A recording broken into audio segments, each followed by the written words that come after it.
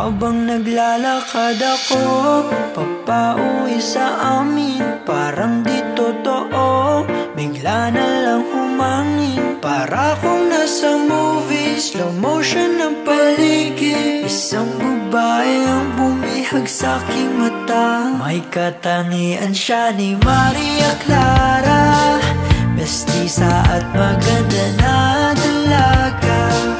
Ako agad ay tinamaan, gandang di maiwasan. Pag nariyan na siya, ba maaakit ka niya? Mga tipo mo'y mestiza na chinita, habang ako'y morenang dalagang Pilipina.